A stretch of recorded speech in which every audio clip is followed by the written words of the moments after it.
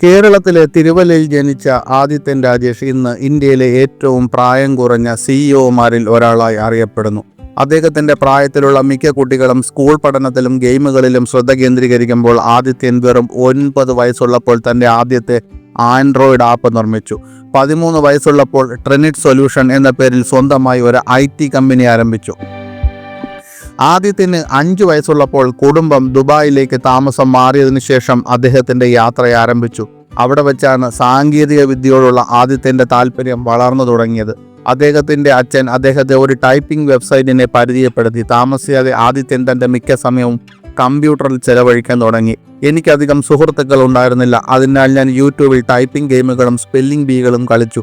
അദ്ദേഹം ഒരിക്കൽ ഒരു അഭിമുഖത്തിൽ പങ്കുവച്ചതിങ്ങനെ: അധികം കൂട്ടുകാരില്ലാത്തതിനാൽ ഡിജിറ്റൽ ലോകത്ത് ആശ്വാസത്തോടെ മുഴുകാൻ ആദിത്യന് സാധിച്ചു. ആ ശാന്തമായ സമയം സാങ്കേതിക വിദ്യയിൽ ആഴത്തിനുള്ള പഠനങ്ങളിലേക്ക് നയിച്ചു. 6 വയസ്സുള്ളപ്പോൾ തന്നെ HTML, CSS പോലുള്ള അടിസ്ഥാന കോഡിംഗ് ഭാഷകൾ അവൻ പഠിച്ചു തുടങ്ങിയിരുന്നു. സമയം കളയാനുള്ള ഒരു മാർഗമായി തുടങ്ങിയത് താമസിയാതെ അദ്ദേഹത്തിൻ്റെ ഭാവിയെ രൂപപ്പെടുത്തുന്ന ഒരു പാഷനായി മാറി.